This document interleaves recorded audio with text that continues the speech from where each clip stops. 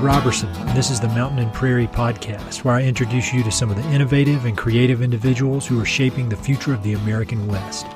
I meet most of these people through my work in ranch brokerage and land conservation, or through my hobbies and interests that revolve around spending time up high in the mountains. My guests include ranchers, writers, entrepreneurs, conservationists, athletes, artists, adventurers, pretty much anyone who's doing important work and has an interesting story to tell. My guest today is John Dunaway. John is a Texas-based merchant mariner who spends 6 months each year traveling the world as the captain of large cargo ships. Whether cruising the calm, warm waters of Central America or avoiding Somali pirates off the coast of Africa, John's goal is the same: deliver the cargo efficiently while ensuring the safety of his crew. Quite the responsibility for a 32-year-old. When not at sea, John is an avid bird hunter, surfer, and all-around adventurer who uses his downtime to explore everywhere from Jackson Hole to Canyonlands to Antelope Island with his wife and young daughter. Thanks to a talent for photography and writing, John has gained a huge following on Instagram, where he documents his exploits on his account, Abstract Conformity. So you might be asking, what does a ship captain have to do with mountains and or prairies? Although John may spend most of his time on the high seas far away from the American West, you'll notice that his optimistic perspective, focused sense of purpose, and thirst for adventure parallel the attitudes and outlooks of many of my previous podcast guests.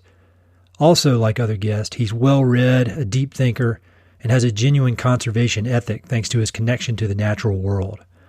Although the object of our affections may be different, our underlying values and priorities are surprisingly similar.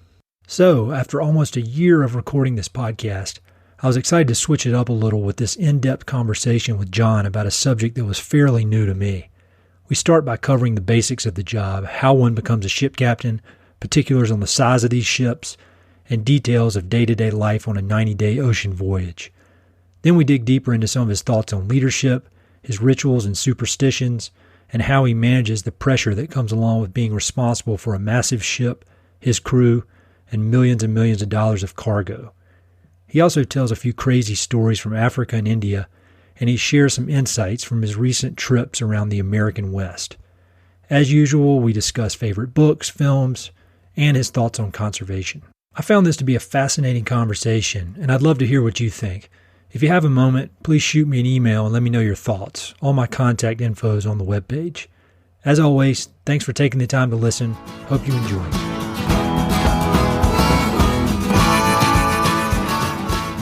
When you meet somebody for the first time and they ask you, what do you do? How do you answer that question? Yeah, so this one's always funny. I always start off, and I'll say, I'm in the Merchant Marine. And usually I get a blank stare. Two aspects. I either get a blank stare and just kind of blink their eyes, or they thank me for the service. You know, they hear Marine. I'm like, no. and then I have to go into it. I'm like, I'm captain of a cargo ship. And they're like, oh, so you go around the world? I'm like, yeah, I work on those big ships that come in out of the port and bring you all your stuff. So it's never easy. I mean, still, I live in Houston, which is, you know, by volume, we're moving the largest amount of ships in the country, and people are still baffled. They're like, what exactly do you do? Like, yeah. So the easiest way to tell people is I'm captain of a cargo ship. Got it. And so for people who aren't really familiar with that, and it's funny you say that people even right there in your area aren't, and I guess it's because they come into the port and then you're out of sight because you're out in the middle of the ocean for weeks and weeks on end. Can you give us a description of the type of ships that you captain, because it's and maybe how long they are, how much weight they carry, all that kind of stuff, just so people who aren't really familiar with boats can get an idea of the scale we're talking about here. Yeah, sure. So I work on a ship. We call them heavy lift, and that has to do with the fact that the cranes that we have on board. So we have 3 cranes, and 2 of them are capable of lifting 450 metric tons apiece, and we can link them together and do 900 tons. And so to give reference, a full locomotive with its bogies, it's the wheels and everything, is about 120 tons. So wow. If we wanted to, we could pick up 4 locomotives with 1 crane at one time. Wow. And so how long are these boats in general? So this one happens to be 172 meters, so it puts her right about 564 feet. She's just shy of 20,000 deadweight tons, which so if she were to go in the water, that's how much water she's going to push out of the way, or we can put on board. That's hard to get my head around how big that is. So yeah, I mean, a football field is 100 meters, so we're almost 2 football fields long. Got it. And so, just to kind of finish up going through these basics, when you go out on a voyage, is that the right term, voyage? Yes, that's what I'll call it. When you go out on a voyage, how long are you out there? Like what's the average trip for you? So that's the crazy thing with the industry. There's so many facets of it. I mean, you can work in the merchant marine. You could be in a channel, and we call it deep sea, and my ships, they actually tramp. So it means that they never have a set schedule. I mean, we literally book cargo. So I could do a voyage going from Houston to New Orleans, and then it could go from New Orleans all the way to the Middle East. So my contract is 90 days, and then plus or minus. So, for example, I try to work 90 days on and then take 90 days off. Yep. My last hitch happened to be 140 days when I signed off. Wow. And right now I'm just shy of 90 days of vacation. And so when that trip was 140 days, was it planned to be that long, or was it just got stretched out over time, or how did it end up being that long? Yeah, so again, it goes to the nature of these vessels that I work on. We don't have a set schedule. So like I flew to Tacoma, Washington, and I get there and have no idea what our next voyage is. And I get on board, and the other captain fills me in. He's like, "Oh, you're going to Canada. You're going to load some yachts, and then these are the ports that they think." So we went down the West Coast. You know, we did Ensenada, Mexico, Costa Rica, through the Panama Canal. And you don't know, because we thought, we get the Panama Canal, maybe a day, and then we go through. It ended up being like 7 days later. Then we transited. So there's all kinds of lead time. And then we got to the port of discharge, Port Everglades, Florida, and then there were some other hang-ups. And then when they got the next voyage, we didn't know what was going to happen after the yacht. So we went offshore, we drifted, and the company won a bid for some cargo. And then we went to the Middle East, and we got over there. And then that came down to a matter of the other captain and I had come to an agreement. I was like, "Hey, I'll work Christmas this year, and you have Christmas next year," so forth. And so it just wasn't in a good place when we were coming back. We were going to be going through the Suez Canal on our way home in Egypt, like January 2nd. And I was like, well, there's no point. Now I'm only like 17 days from the U.S. I'll just stay on. It's easier to do that, take it off. And I wanted to do it personally. Sometimes some voyages are harder than others. It's just depending on the port rotations, what's going on. This voyage had a great crew. Everything was going so smooth. Honestly, another 17 days wasn't affecting my mindset. My wife was like, "Hey, everything's good at the house. Just keep on rolling with it, bring her home, and then just fly home from the States." That's really, really interesting how that works. So how did you become a ship captain? I know that's just the most basic question, and I know a little bit about your background from reading, but how did this even come about? I mean, how does one go from not really knowing much about boats to being the captain? Yeah, so out of high school, I decided to go to Kings Point, which is a U.S. Merchant Marine Academy. Most people don't know it's one of the 5 federal academies we have, just like Annapolis and West Point and all that. And from there, it's a 4-year program. Went through, I spent a year at sea while I was in school. Literally spent 3 years on the campus and a year at sea. And I got a license. And you hear people, not to detract from anybody, but a lot of people are like, "Oh, I'm a captain." You're like, "Man, that's outstanding," whatever. But there's different levels of it, right? I mean, you can have people that are as low as like 100-ton master. They may be a fishing boat. And when I come out of school, I got what they call an unlimited tonnage. So that means that I can be captain of, or at the time was just a third mate. So, but the license is that I can work on a vessel of any tonnage in the world, so up to the largest. And through that, you have to accrue 365 days in each position. So you start as a third mate, and then a second mate, and then a chief mate. And through the process of that, racking up sea time and taking tests through the U.S. Coast Guard, they accredit you, give you the next license, and then hope that there's a position open. Typically, most officers work 6 months out of the year. So it takes you 2 years to go through every rank. Got it. And that's on, a fast track. And so when you head out to sea, when you get everything loaded up, you head out, and you're, whatever, 100 miles offshore and you're rolling, what does a typical day look like? I mean, what do you, I know that as captain, you're overseeing everything, but like, what does your day look like, and what does a day look like for your crew members? Yeah, so ship's got 3 departments. We have the deck department that does all the navigation, ballast, cargo.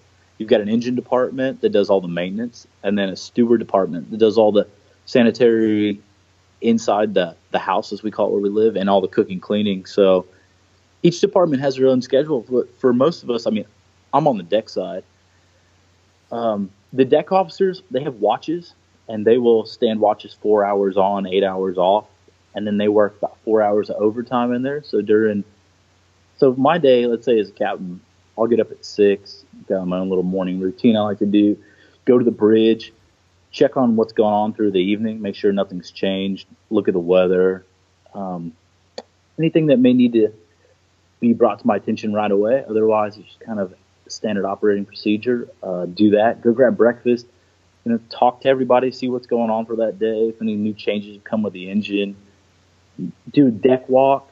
And in that process, the engine department's turn to after breakfast. They've got their regular maintenance, and they all turn to, knock out that. And the deck department, it's just a constant battle. Steel and salt water do not like each other. Yep. So you can imagine everything. There's just work around the clock, whether it's chipping, painting, greasing, tearing apart stuff for maintenance or prepping for the next pour. So it's really dynamic. It's always changing. But for the most part, you've got watches. There's somebody always on watch in the engine room and the bridge, navigating. And then once daylight comes, breakfast time, they work, up till dinner. Got it. And so you mentioned you have a morning routine. I'm always interested in how people start their day, and I would imagine there's a lot of, or there could be a lot of stress if you let it get to you in the position you're in, just because there's so much on the line. So if you don't mind, I'd love to hear kind of what your morning routine is and how you keep your head straight when you've got that much responsibility for 90 days straight. Yeah, so I'm a terrible creature of habit. I love that book, Power of Habit. Oh, but, yeah. So I'll wake up at 6. I get up. I walk out. So I've got a day room, as we'd call it. It's where my desk is, my couch, and all that kind of stuff. And then I've got a cabin. It's back behind that with a bed, dresser, and my shower. So I'll wake up at 6. I come out of there, go into my day room. I walk straight over to the coffee machine. I hit the grinder, and I flip the switch on my water kettle, light that off. I walk over. I open my forward blinds, which look out, up to the bow. Yep. I walk over to the starboard side, open those blinds, look out the starboard side. And every week I'll increase it till I start at 20 push-ups. And when I get to 35, I'll change, maybe do declines or restricted push-ups or something different. But I open the blinds, I do push-ups, then I walk in, I make my bed, I take a shower, I come back out into the day room, I shut the door to my cabin, because to me it's that's where I sleep, and that's closed and that's finished. That's my private little quarters. And then I brew my coffee, and I got a little AeroPress. Those things are awesome. Yeah, and you can take them everywhere. It's yeah, so convenient. I've had those things on mountain climbing trips, on in Central America. Like you can take them anywhere, and they make the best coffee. Yeah, it's outstanding. And I early on when I first read about it, that's what I saw is some barista had articles I even taken on a plane on international flights. It's sold. I'm getting one of those. So you drink the coffee, and then what's next? Yeah, I drink my coffee, and I've got a little chair next to my desk. I sit in there and listen to a podcast or an audio book, and then I sit over. Then I look at the weather. It's my mind is clear. Everything's from whatever I may have been held on to from the night before, done a little knowledge for the day. And then I move to my desk. I look at the weather, and then I walk over and I open the door to my day room, which opens my office to everybody. Yeah. That's about 7 o'clock. If anybody needs me, they can always bang on the door. But when I open the door at 7, I'm like, I've gone through my routine. I've got my little physical exertion. I'm showered. I feel refreshed. I've listened to something new for the day. Then I've checked the weather, and that lets me know, do I need to make any adjustments? And then from there, I go up to the bridge, see the bridge crew, and that's when I start, looking through the logs, what has happened with the weather last night, talk to the guys, is anything coming up, anything maybe the chief mate's going to be changing with maintenance. And then from there, we just keep rolling and go on to breakfast, and the day goes. Have you always had that routine, or is that something that you've developed over the years you've been doing that? How long have you been doing this? 13, 14 years now? I've had a license for 10 years. Okay. And so if you counted when I went to Kings Point, it's been 14 years. But got it. Yeah, 10 years actively sailing. So has this routine been in some version of this routine been in place the whole time, or have you kind of perfected it over the years? I've definitely perfected it. I didn't pick up on a good routine until I was second mate. I had like 4 or 5 years in the industry. Yep. And once I did it, it was just different books I was reading. I got into the 4-hour work week and just efficiency of operations in general. Yep. And I found something for myself, and I needed it because as an officer, third mate, second mates, chief mates, you stand a navigation watch, right? So you work 4 hours and then you're off 8. And so your watch may be in the middle of the night, and then the next one's during the day. And I found a routine that I needed. And it came a lot from a captain I had that one time was like, he came up one morning, I'll never forget, and the radio on the port side, the volume was all the way down. He's like, "Can you hear what's going on over there?" And we're in the middle of the ocean. Yeah. Like, what? What are you talking about? He's like, "That. You need to come over there and check that." He goes, "Make a habit. Find yourself a routine that you go around and you check every piece of equipment on the bridge, whatever it is, it's systematic. So it doesn't take any effort. You'll just do that." And so from there forward, I developed a routine. And when I stood a navigation watch, I had that same routine. I came up in the back room, like the chart table room. I would always grind my coffee, light up the kettle, come out. I would adjust the radios, adjust the radars. I would look at the chart table, plot out where we're going to be for the next 4 hours with my watch, talk to the other officer I was relieving. He'd go on his way. It's my watch. I'd let the AB know, "Hey, I'm going in the back." I'd brew coffee. I'd come in, tell him, "Hey, I'm going out on the wing." I had a timer for 10 minutes, and I would meditate. And it wasn't like a in trance kind of thing. I would just stand out on the wing, close my eyes, and listen to all the sounds. I could listen to the hull. I could hear the water going down. And then that allowed me to clear my mind. And then from there forward, I felt that I could just tackle whatever was coming for that day. Yeah, that makes sense. And it seems to line up with a lot of other people who are in, high stress jobs that require, high level of performance. You mentioned the 4-hour work week, and I love Tim Ferriss's podcast. I'm sure you probably listen to that as well. Yeah. And I'd say 90% of the people he has on there, they all have a very, very, very dialed in morning routine. And also a huge percentage of them do some sort of meditation practice, and not some kind of silly, crazy kind of hippie stuff, but just some sort, like you said, just kind of focusing on the sounds or focusing on your breath. And it really seems to make a difference to get that day started. One other question I had about the rituals. I know that just in reading about ships and the history of ships in the sea, that I guess that area of history has a lot of superstition and rituals, and kind of a lot of ship captains I know have kind of weird superstitions. Do you have any kind of strange superstitions that you do, say, before taking off? And if not, or in addition to that, what's the weirdest superstition you've ever seen from people you've worked with?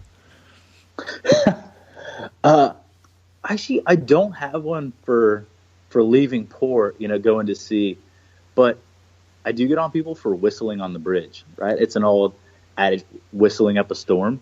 Ah, yeah, I've heard that, yeah, so, but I didn't know that it was related to that.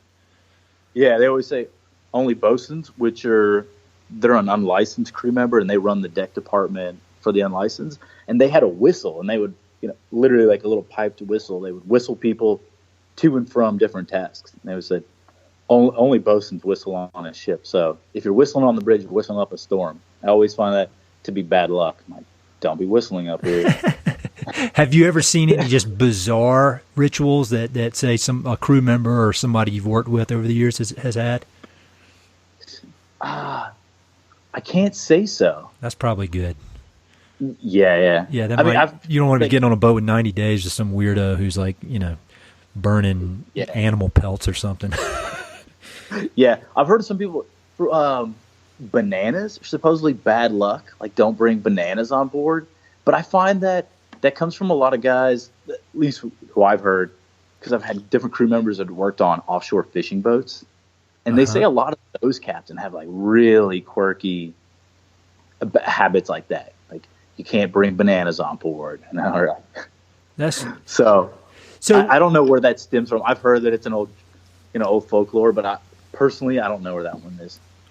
So you mentioned the cruise. When you get on one of these boats to go, first of all, is it a different crew every time? And then also, is it a different boat every time? And if so, how do you adjust for that? I mean, it's kind of two completely different subjects, but are those two things different every time you get on? So for the most part, the unlicensed. So we have officers that are like, officers in the military, mm-hmm. and then we have what we call unlicensed, which are the enlisted crew, you would per se. Yep. They, because of the nature of the unions that they work through, they're pretty much a revolving door. So very infrequently will you see the same faces. The officers, you try to keep as many of them as you can consistent, but it's so dynamic. I typically expect out of a 19-person crew for what our ship has to see maybe 5 to 7 of the same people every trip. Got it. And so what have you learned over the years as far as leading these people when you're having to get a whole new or majority new team every time you go out? What are there any takeaways or any lessons you've been able to kind of distill down about the secret to being a good leader and being able to lead all these people consistently, different crews over different trips? Yeah, the first thing I do is I'll pull a meeting together and have everybody come into the lounge. First of all, I want to approach them. I want them to see me as a person, see my face, and know that I'm not just a figure that lives up, on the top deck they never can come to. So I'll pull them together, approach everybody, and let them know right off the bat that, hey, this is all we have. This is our ship. These are your shipmates, and when we leave this dock, there's nobody you're gonna ring up on the phone that's gonna run out and help you out. It's gonna be us. So you'd better know that you've all got to pull your weight and expect that the person next to you is going to pull their weight, and know that I'm here to take care of you in every asset that I can that's in my ability. And I want to always know that I'm approachable. It doesn't matter what time of the day it is. If you need me, just come up there and bang on them. And so I was reading a book called Knife Fights several years ago. It's by a lieutenant colonel in the Army. And he'd been in Iraq and he came back, and he was actually helping the Pentagon come up with a war plan for fighting in Iraq and Afghanistan. But they were still using Vietnam era stuff. Yep. But he brought up these points, and he called it, it was PTFC. So it was, you got to give them purpose. You've got to show them that they can trust you. You've got to give them focus on whatever the project's going to be.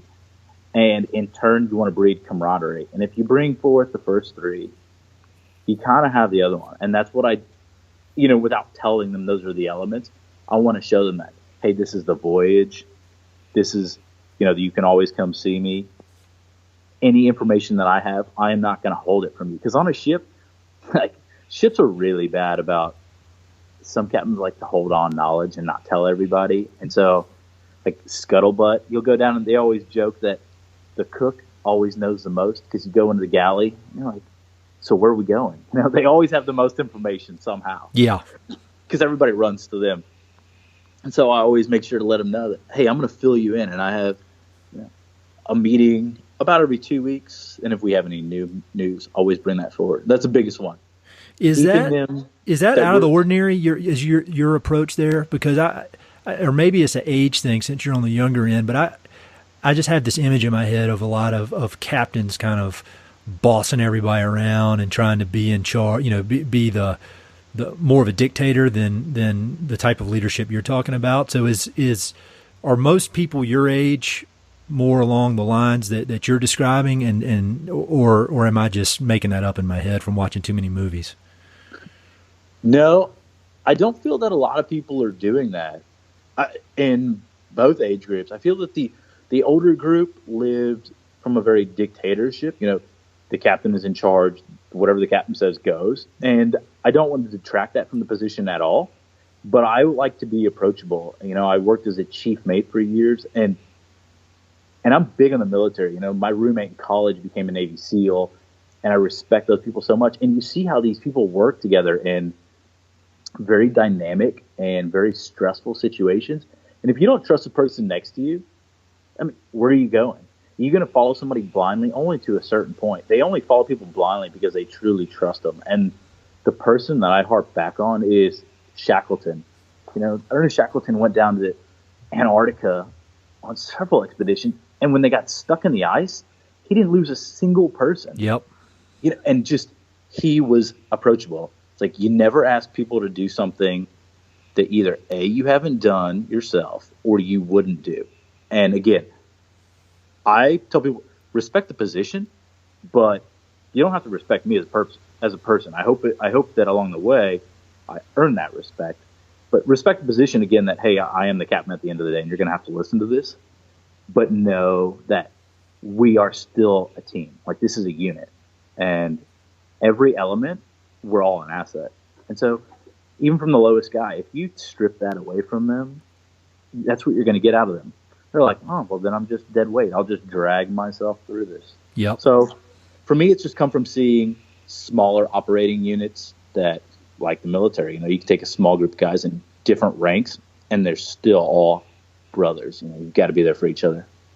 Yeah, that makes sense. And that Shackleton book, I've read one of those about him. I think it's called Endurance. It's the old one, and it's just a great book all the way around. But I think for leadership lessons, there's none better. That's just an amazing story that he didn't lose anybody. Yeah, absolutely incredible. The one part in that book that I always thought was amazing or super interesting was there was one guy, I think it was the photographer for the expedition, and he was kind of a sad sack and had a terrible attitude. And I remember that the captain took him and made him sleep in the tent with him because he wanted to isolate him from the rest of the crew because he didn't want that bad attitude spreading. He knew if that bad attitude spread, it would be just like cancer on everybody else. And I never thought about that, but how he kind of became the buffer between that guy and the and the rest of the crew to keep that terrible vibe from getting in everybody. I thought that was pretty interesting. Yeah, definitely. So are there any common misconceptions about being a ship captain, either the way the work goes, or when people are talking to you? You mentioned that people will say that, I'm really good on boats, and they're talking about a 50-foot boat, whereas you're talking about 2 football fields worth of boat. Are there any kind of common misconceptions you get a lot related to being a captain? Yeah, well, first of all, they're like, wait a minute, you're only 32 years old? How does that work? Yeah, I even thought that, actually. Yeah, and I guess you see pictures and you expect that you've got to be old and have a big beard and all this stuff. And at times definitely have changed. So that's definitely one. You don't have to be old. More often than not, probably 95% of them are much older. The other thing about ships, I would say, people think that they're much more responsive than they are.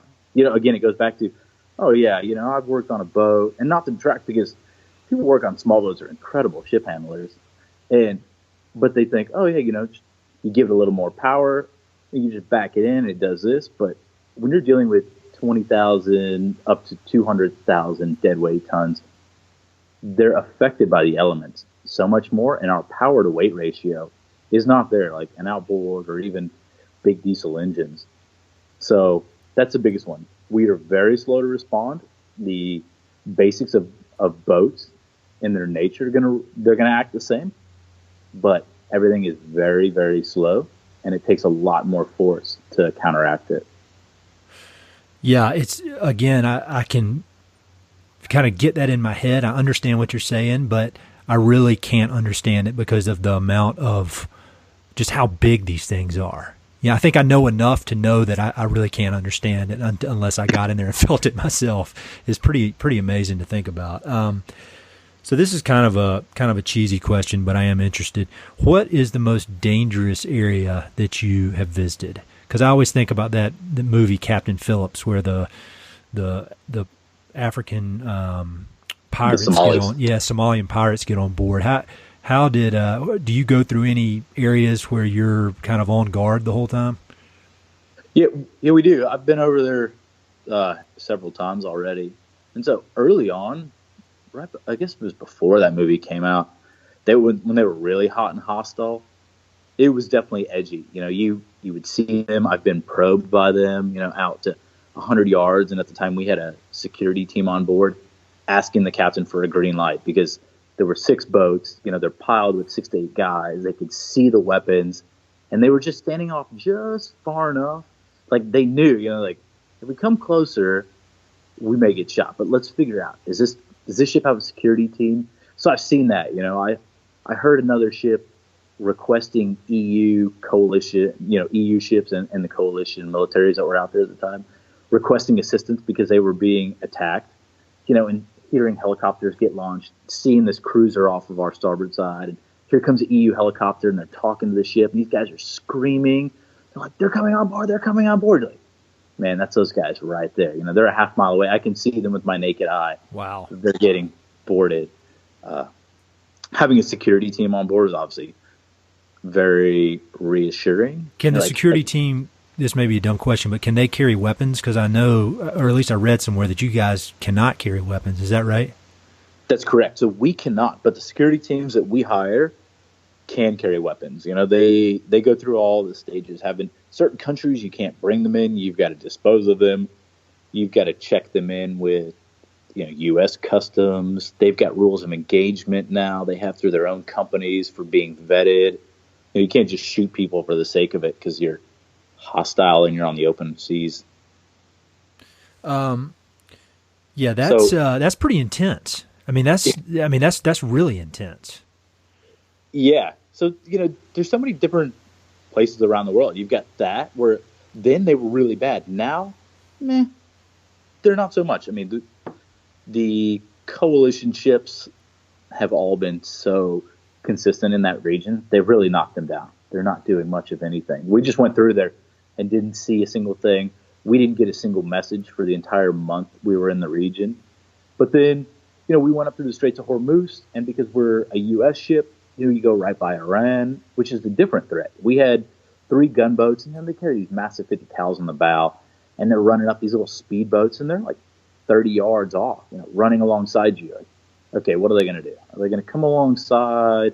We've got a whole letterhead printed up from the U.S. Navy. Like, these are the numbers you have to call. If they ask to board, please, ask them not to. If they do choose to, don't fight back. And so you have that. And then you go over to, like, say, Indonesia, where we got robbed at anchor. These guys climbed on in the middle of the night. They just wanted to steal line. They're not that bad. We were in Douala, Cameroon, now over in West Africa, Central West Africa. Again, razor wire up, and people are climbing on board, and they're stealing everything from brass off the fire hoses to they actually stole the outboard motor on our rescue boat. Wow. It must be pretty strong and nimble to be able to maneuver that thing off. Yeah, it was incredible. I was captain at the time, and so I was asleep and got the phone call. It's like, we've just been robbed. I was like, you've got to be kidding. We had razor wire up, and it was definitely an inside job. We had to move some guys on deck to do some deck work in the middle of the night because the rain came in. We were moving grain at the time. And when they went forward, there was a local that was standing back by some of the gates. We have the house like gated off with razor wire and everything. He must have noticed that we had all left, at least the people that were on watch in the middle of the night. This is like 2:30 in the morning. And must have called with some of his friends on the cell phone, and they paddled up in a little dugout canoe, literally used a pole with a hook and just ripped on that razor wire until they tore it down. And then They are incredibly nimble. I mean, they shimmied up a tiny little pole. It's like, oh, it's like the size of like a fence post. Yeah. Like a metal fence post. Shimmied up, climbed over, walked up to the next deck, got this little 25 horsepower motor, managed to carry it down a flight of stairs on his own. And one of our guys was walking back and calls the other guy on the radio. He's like, "Hey, there's supposed to be any African guys back there? Because, we're locked down." And he goes, "No, why?" He goes, "We're getting robbed." And the guy literally threw the motor in the river, jumped over the rail into the river.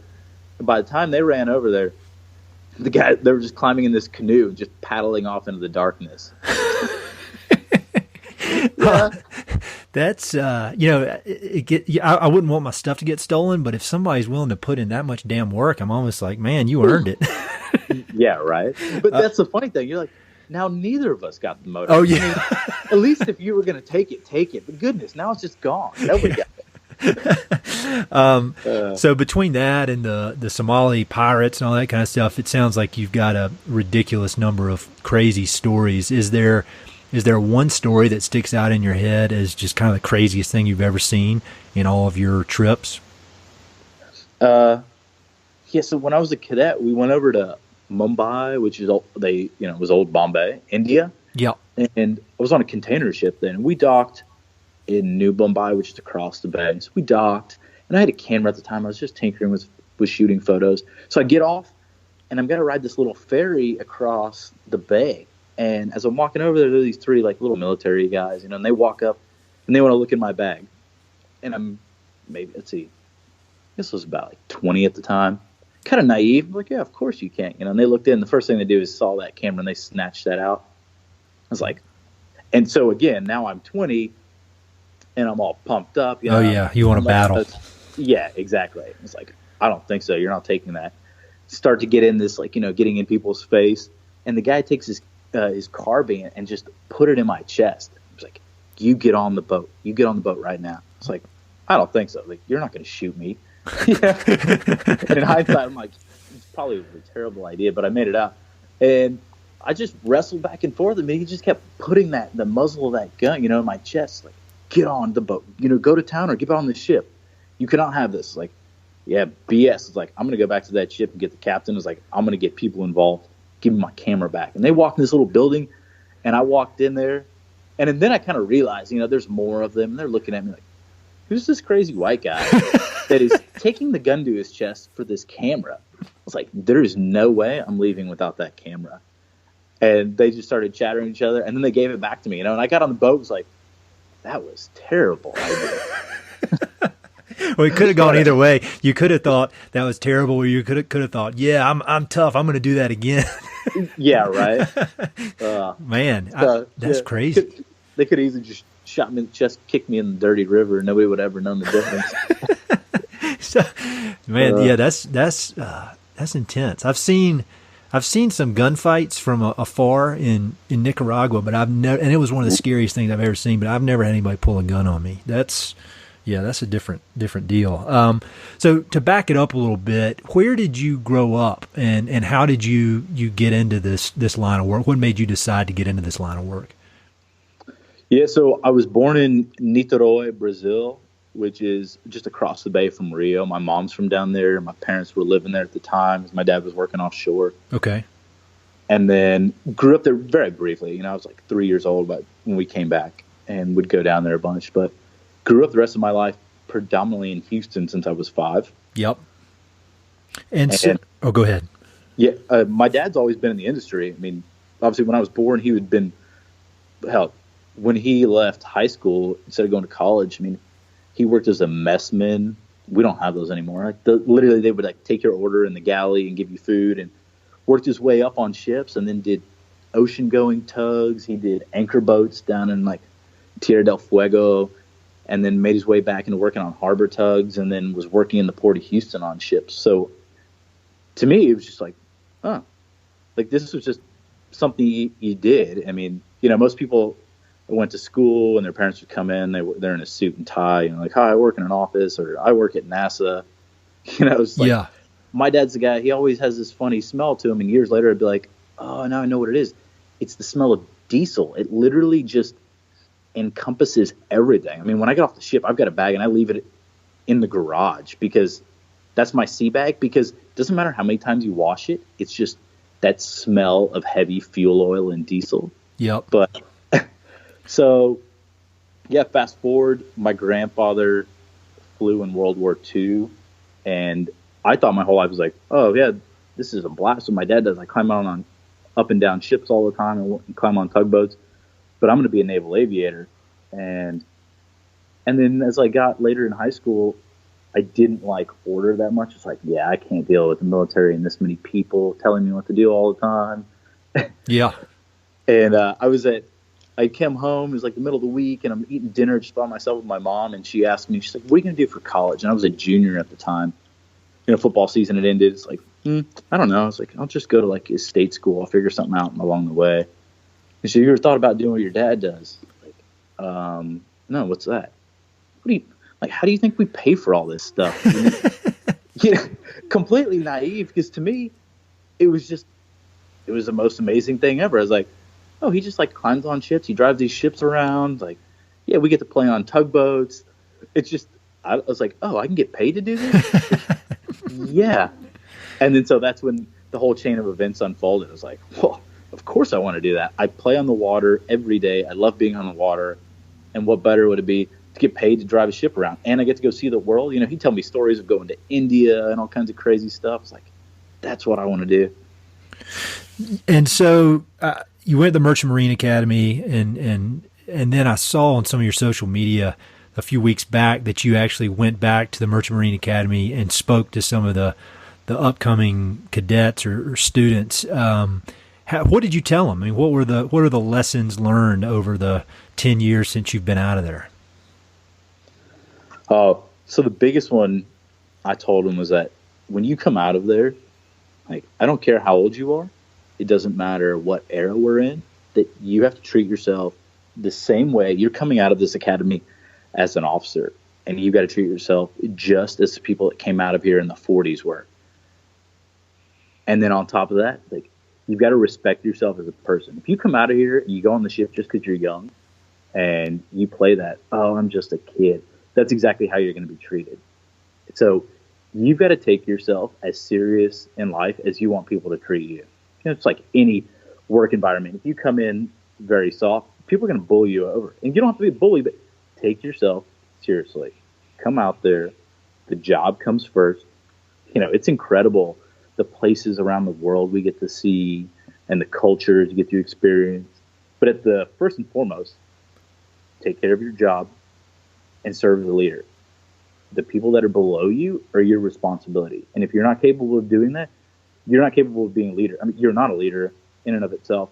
And you need to accept that and be able to step down, because people are looking upon you for information. I mean, they're putting their lives in your hand every night when they go to sleep, and you're up there for 4 hours by yourself.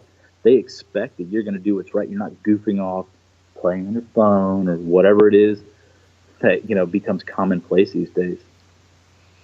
That's good advice. Yeah, that's great advice. And I also know that you have a fairly young daughter. How old is she?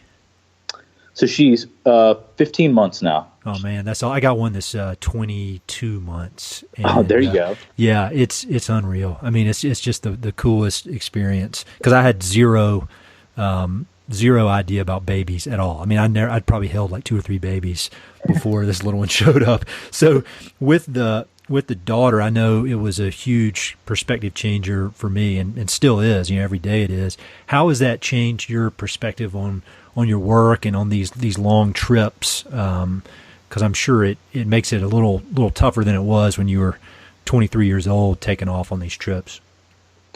Yeah, it definitely does. So before, I did these tramping and long voyages for a long time. And then for 2 years, I worked on a ship that came to Houston every 2 weeks. And she was born, and I was coming home every 2 weeks. And every 2 weeks, my wife would come pick me up at the dock. And she had no idea who I was every time. And she would look at me and then just absolute fear and start crying. And I'll be honest, I like to think of, like, I'm a fairly macho guy, in and of itself. Like, I don't cry that often. But, man, it hurt. I was like, wow. the kid has no idea who I am. Here I am, gallivanting and goofing off, thinking I'm having the time of my life at sea. And so that kind of hurt. And then I went, came home, had vacation. She got a little bit older and matured. And I went to sea for that long trip.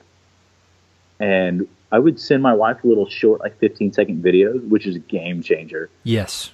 Harper could watch those, and she knew it. When I got off the ship the next morning, there was none of that. There wasn't fear. She knew who I was because she had been seeing stuff every day.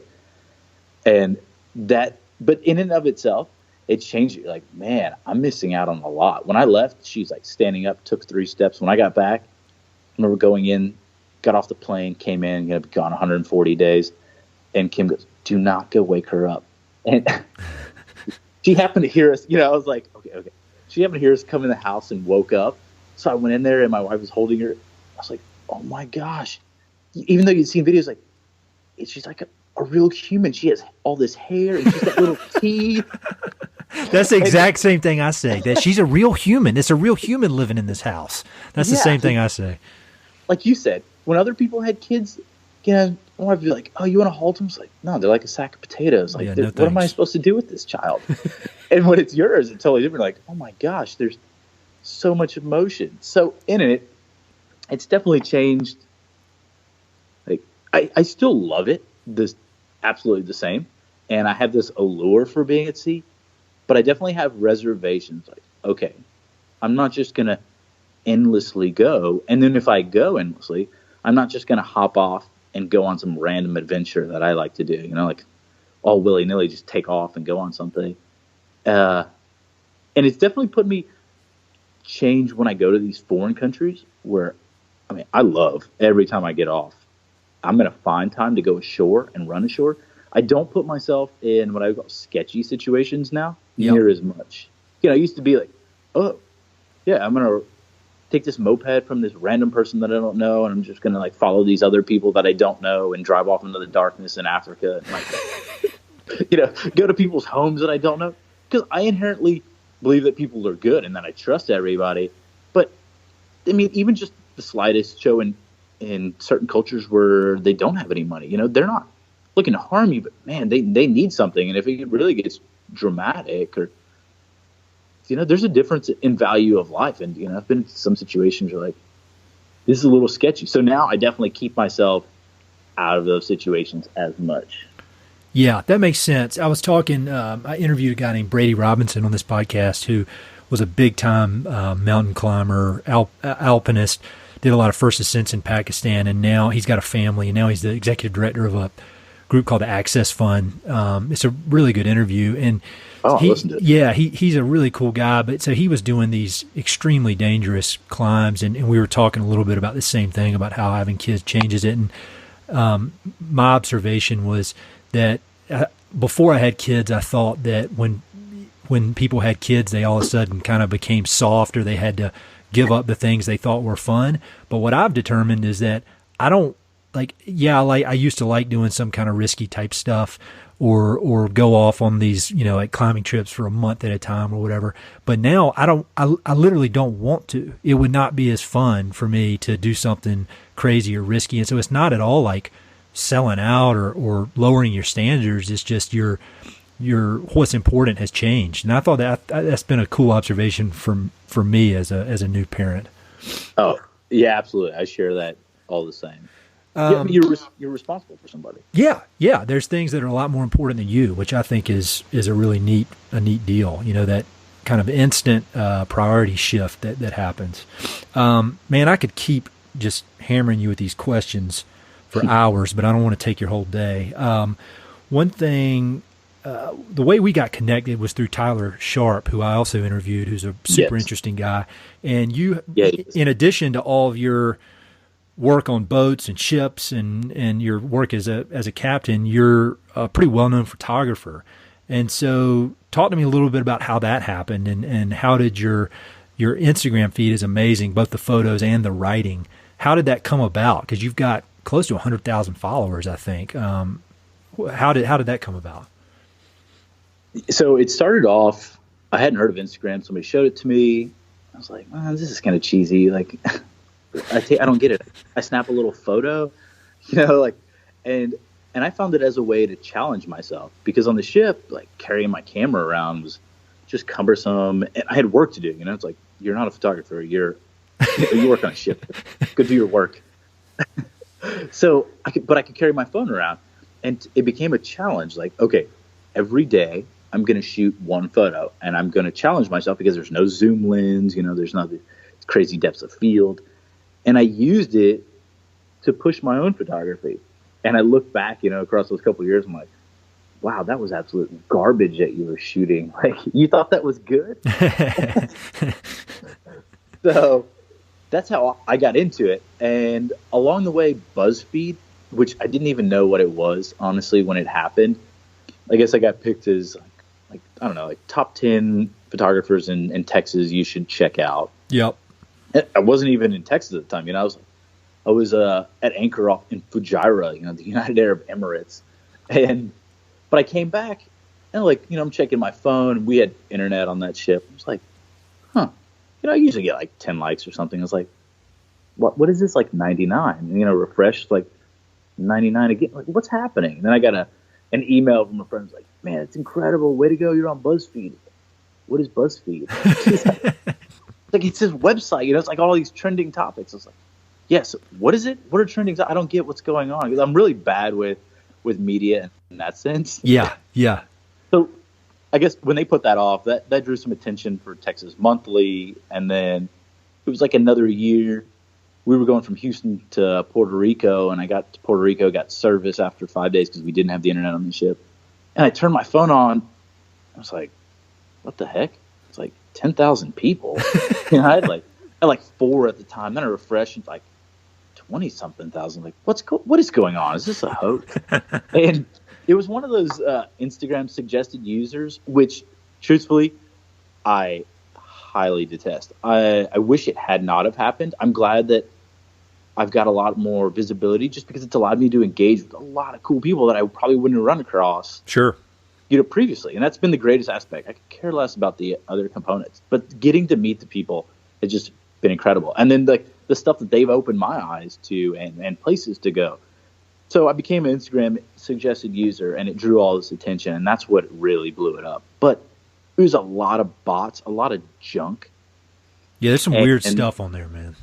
Yeah, I don't understand it at all. So that hyped it up, and then people caught wind of it, and they really like the stuff at sea. But then, in the hindsight is, eventually I have to get off the ship. Like, I don't live on the ship around the clock. That's where I go to work. Yep. And when I get off, and then I hunt, and I'm goofing around in the city, or like today, making boudin or whatever I want to do, surfing.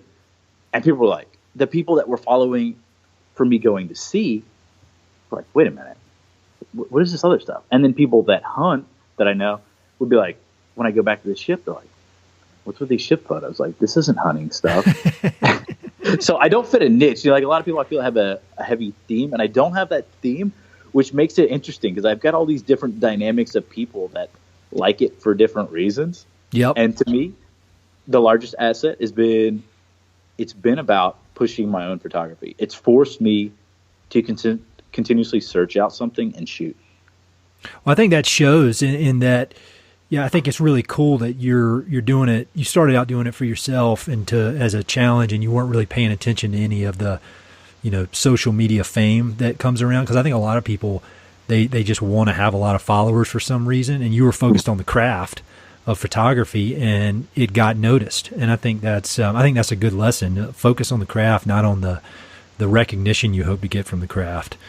Yeah, absolutely. I mean, in short on that, I think the people that will go chasing recognition, they're not coming up with their own story. It's like, what is your story you're telling? You just want people to look at it? I mean, you've got to have, that comes through. It's like, if you talk to somebody that inherently is genuine, or somebody that's after something. If you're after something, eventually it's going to come through, and people get tired of that.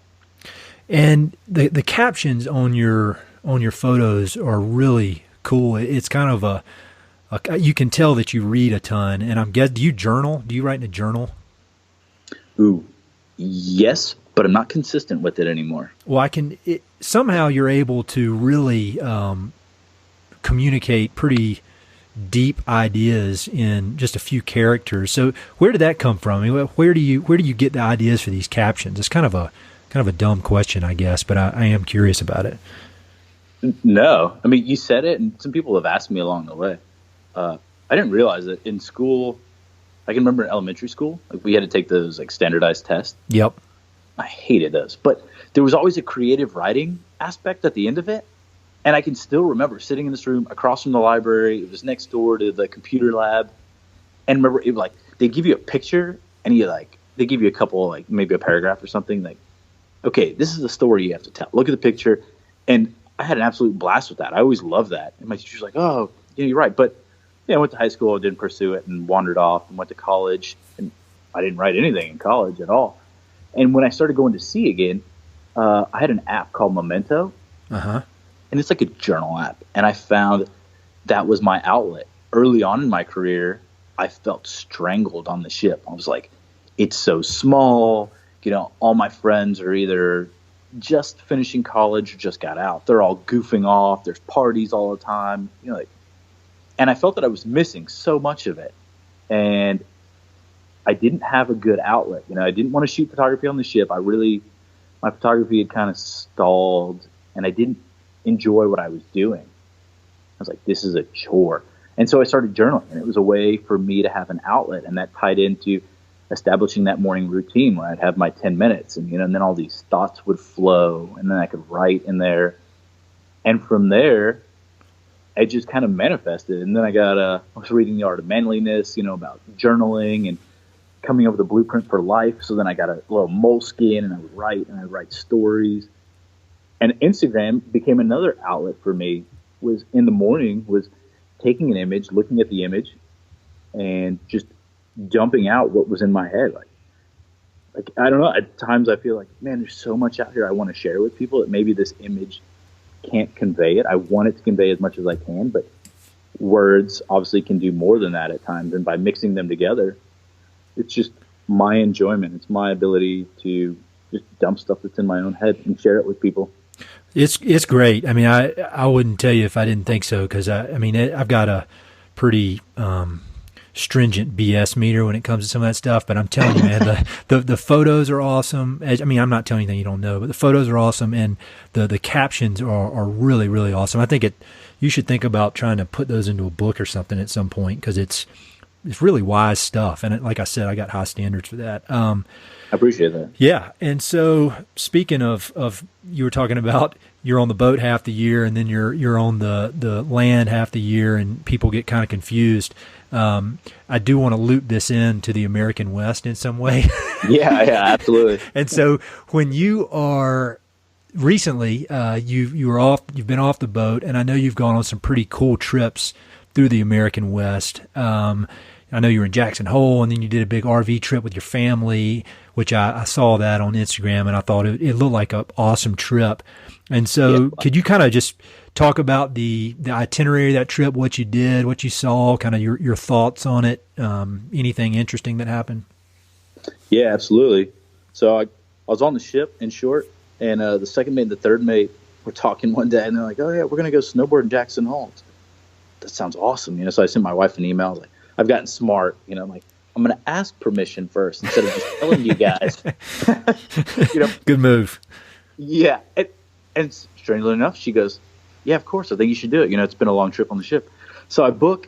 We fly out to Jackson. I've always wanted to go there, heard about it, seen pictures. So I went, and we snowboarded for a week, which was a whole story in and of itself. And then I got on the plane, and I felt so disheartened that I was having to leave. Like, this is so beautiful. I can't believe that Kim didn't get to come, and I really want to drive around and see this. So your wife's name's Kim? Yes. That's my wife's name. Oh, cool. Small world. Yeah, right?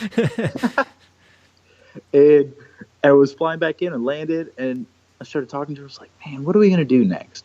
Because I've got 3 to 4 months of vacation at a time, and so I'm always looking for something to go do. And so this idea came, like, we should go. We were going to go on a road trip on the West Coast last year, but it didn't work out. So I said, we should go on a road trip. We should go back to Jackson and go into Montana. She's like, what? I guess. Yeah. So, I did the research, boom. And then, of course, because Tyler, man, he just kind of lives up there and he's got all this insight. So I pinged Tyler, which then like I was able to ping Chris Douglas and all these people. And the allure of it was just this like whole vast part of the country that I hadn't spent that much time. I've been to Salt Lake City, I've been over to San Francisco and gone to Portland, but the city. So it was like, let's see, it was a Wednesday. Came up with the idea. We were supposed to fly out Thursday to go to Nashville. We scratched that trip, canceled the plane flight, called Cruise America, rented an RV, and 17 days later we returned to Houston. But that's awesome. And in the process, I went up to Kansas, got in a late snow goose season hunt, which was like way to kick it off. Yep. We went to Estes Park and did Rocky Mountain National Park. Then we were going up to go to Jackson, and we were going to go up into Montana and see Chris Douglas and all this, and Billings and all this information Tyler had fed me. And going between Estes Park up to I-80, we hit this black ice, and there was like 50-mile-an-hour gust coming across, and I almost lost the RV 3 times. I mean, I literally 30-degree angle slid across the road, into the shoulder, sheared back across. I've never been more scared in my life. And I got to I-80, and I was like, that's it. I got to rent a hotel. I can't drive anymore today. I couldn't believe how freaked out I was. Because, again, it goes back to the kid. Oh, yeah. It's not just if it was my buddies, I'd been like, man. You've been giving high fives. Yep. Like, record it next time it happens. Put it on video. I want to see. No, I know, man. I know the feeling. So I ditched that. And so I called Chris. I was like, I'm not coming to Montana. I'm looking at the weather. I'm just going to keep going through ice and snow. And this is a terrible idea. So I called some college roommates, and they happen to live in Salt Lake City. So we went over to Salt Lake City, hung out there, did like Antelope Island, trekked around Salt Lake City a bit. And then literally we had a map, and we just kept grabbing ideas. We went down through Moab, stopped in Canyonlands and Arches, and I could just stay there for probably a couple months. It's amazing down there.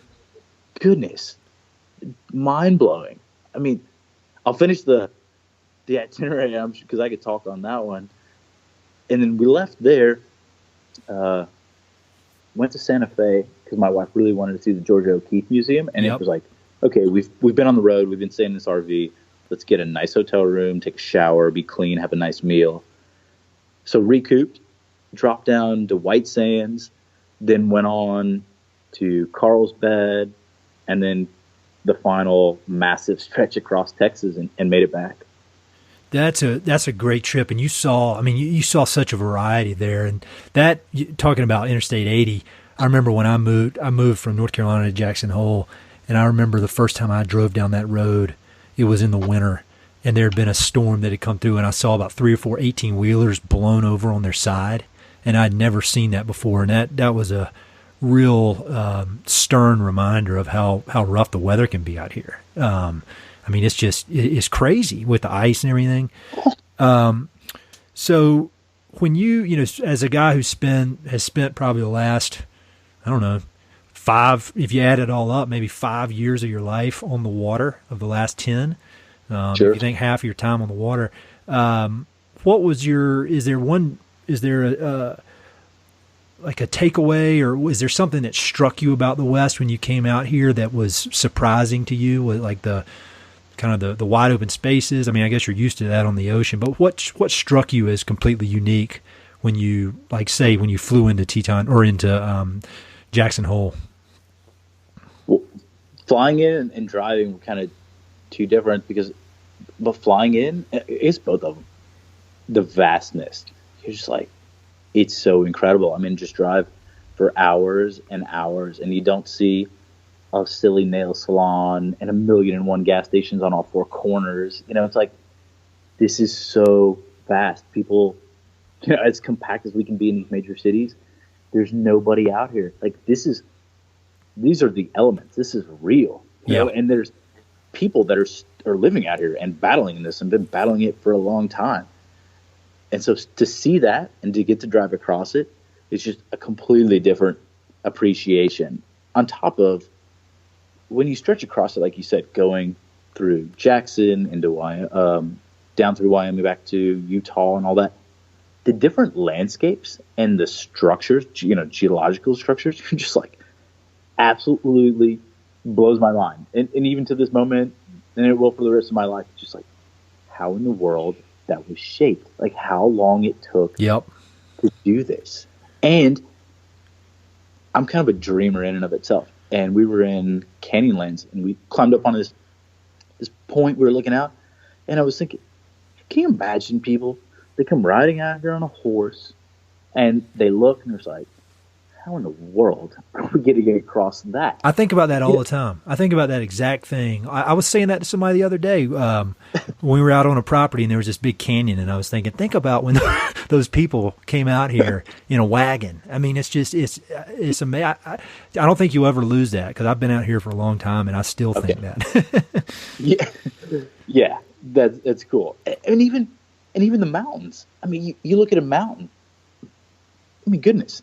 You're like driving on these roads now. You're like, oh man, imagine how much rock they had to blow out with technology, and having topographic maps to figure this out. You're like, but somebody came through here. It's like hell on wheels, and they blew out mountainsides and caves and made roads and made paths through this stuff. I mean, very primitive tools at the time. Oh yeah, absolutely wild.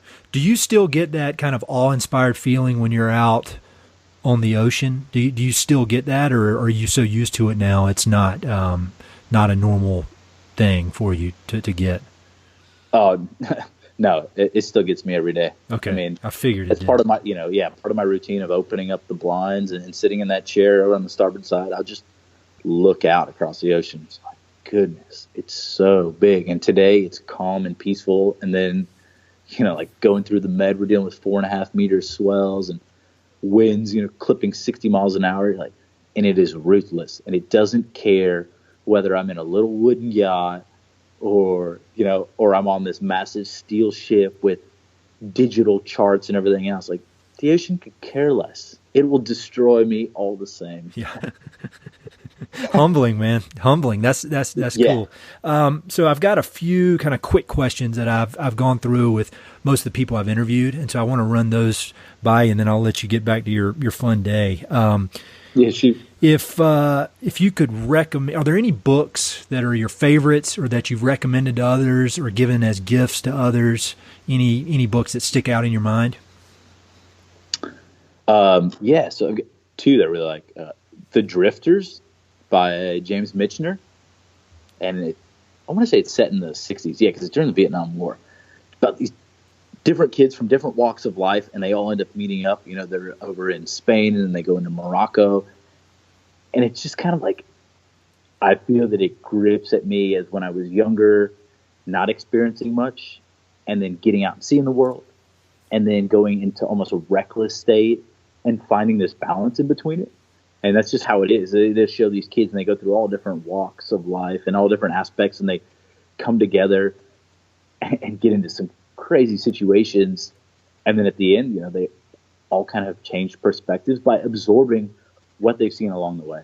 And that's the biggest takeaway. Like, man, you need to get out of your box, and you need to experience stuff, and not just go see it and check it off the box. Like, go there and absorb and see what's good, see what's bad, see what maybe you could change your mind on something you thought was good, maybe not so good, or maybe something you thought was bad, it's not so bad.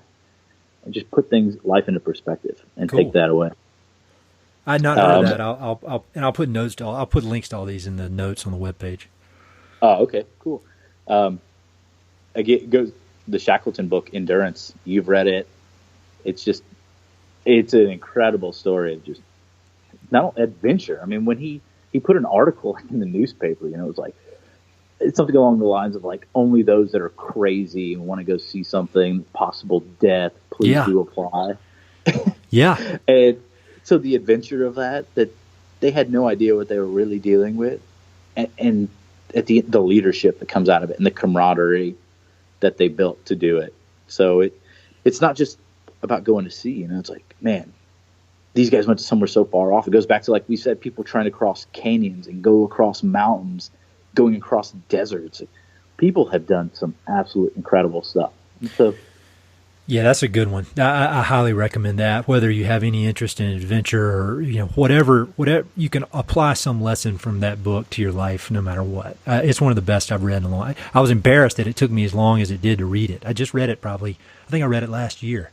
Oh yeah, oh cool. It's a good one. Any favorite documentaries or films? Ooh, 180 South. Oh yeah, that's one of my favorites of all time. That's a great one. It's just so good. And I mean, all of them, Yvonne Kennard and Tompkins, when he was still around, just the insight those guys have from so much they've done and having a lasting impact. And so it's like, I saw it at a time in my life that was a little tough. It was like going through all of that. Like, is this where I really want to be? And seeing that, it was pivotal in my life. Yeah, that's a good one. Surfing, mountain climbing, boats, it's got it all. Yeah.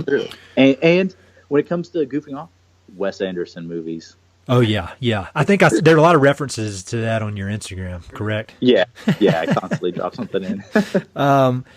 What is the best piece of advice you've ever received? Okay. I remember I was working with a captain that was the worst person I've ever dealt with in my life. I mean, just an absolute tyrant.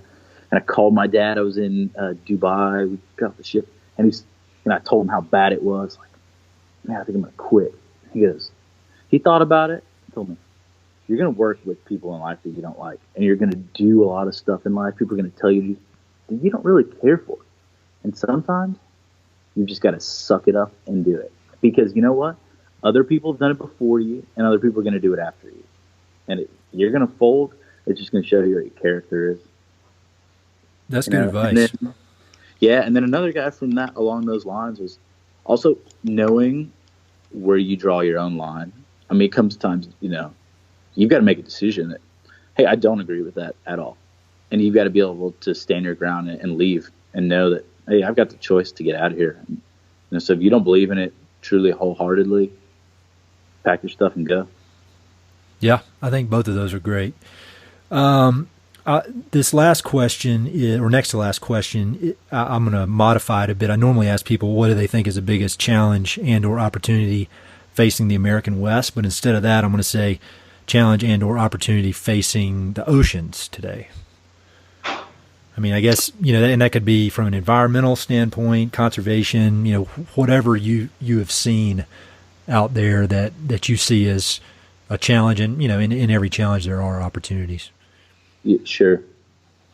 Single-handedly, it's the plastic. It's our consumption of this disposable item, and I'm not big, a crazy nut, as some people would say, getting on people. But, I mean, being in the middle of the Pacific Ocean, a couple thousand miles away from land, and being able to see just loads of it. You can look down in the depths, and you just see it. It's like the size of a quarter, and it's as deep as you can see, and it's every, maybe 3 inches. It's just layers and layers of plastic for miles and miles.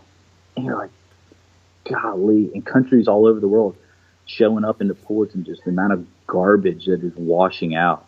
I'm like, hey, listen, this isn't big business. Those people that you want to say are terrible in their office are not coming down to the coast and dropping bags of it. Most of this stuff is coming out of our ditches, and it's local populations, dumping it, and that's where it's going because they don't see where it ends up. So it's like out of sight, out of mind. Yeah. That's, that stuff doesn't go away. It's never going to go away. I mean, it'll be here long after us humans are gone. Yeah. And so I would tell people, consider how much you consume. I mean, if you can cut down on something, whether it's like buying a ton of plastic bottles or, hey, if you can utilize a container again and again, it may be out of sight, out of mind because you're not dealing with it, but why don't you start piling that up in your backyard and see how fast you feel? You want it in your backyard? Of course not. But it's so easy when it's gone. And like you said, it doesn't go away. It's just floating out there. And I get into it everywhere. And this isn't just like, wow, I saw a plastic bottle. I mean, you're talking about cruising 350 miles in a day and seeing it continuously. Wow. So almost last question. If you can make a request of the listeners, and these are people who just, they appreciate the American West, they appreciate adventure, they appreciate people who kind of live their life, according to their own standards and are doing cool stuff. If you could make a request of those people or offer some sort of advice to them, what would it be? Yeah, go back to just consider the footprint you leave. People love climbing the mountains. Well, don't cut them out an inch at a time. You love the American West. Well, don't flatten it and make a parking lot if you don't have to. Human expansion, we're going to move. We're going to have to take up more property. But if we really don't need it, try to do our own part to consume just what you need. Enjoy life. Don't cheat yourself, but consider if you can minimize your impact, that little bit that we all do just adds up in the long run. I agree completely. So how can people connect with you online, website, Instagram, all that kind of stuff? Yeah, the Instagram, Abstract Conformity, the website, www.abstractconformity.com. That's more just a portfolio of work. And then I always tell people, man, shoot me an email. I'm always happy to talk to people, whether it's hunting or, shooting photos or whatever it may be, music. Hey, I'm always open to talk to people. I love meeting new people. You never know where a friendship will go or where it comes from. Well, man, I appreciate you taking the time to chat with me. And next time you're in Colorado or next time I'm down there, I'll look you up. And you definitely do the same if you come up here. We need to get together. Yeah, most certainly. Hey, I'd love it. Hey, it's Ed again. Thanks so much for listening to the podcast, and thanks for listening to that particular episode. I hope you enjoyed it. Before you go, I've got 3 quick things. Number 1, if you like the podcast, please do me a huge favor. Either pass it along to a friend who may be interested, share it on your social media, and or go to iTunes and give it a 5-star review. All those things would mean a lot to me, and they would really help to spread the word about the podcast. Number 2, if you've listened to many of these episodes, you know that I love reading and I love talking about books. Every other month, I send out a quick email with a few books that I've recently read and highly recommend. The subjects are varied, but they're pretty much all nonfiction with an emphasis on history, biographies, adventure narratives, and topics related to the American West. There are no sales pitches for ranches, no spam, no other kind of nonsense, just books. So if you'd like to sign up for the list, head to Mountain and Prairie/reading, or just go to Mountain and Prairie and there's a massive tab at the top that says book recommendations. Click on it. There are a ton of good books that I've read. Some of the old email lists are on there. You can go crazy. There are a lot of books. And finally, if you know anyone I should interview for the podcast, please don't hesitate to reach out and let me know. All my contact info is at mountainandprairie.com, and I'm on all the social media stuff, Facebook, Twitter, Instagram, blah, blah, blah. So feel free to reach out. I'd love to have some recommendations and suggestions of interesting people I should meet. All right, that's it. Thanks for listening. Talk to you soon.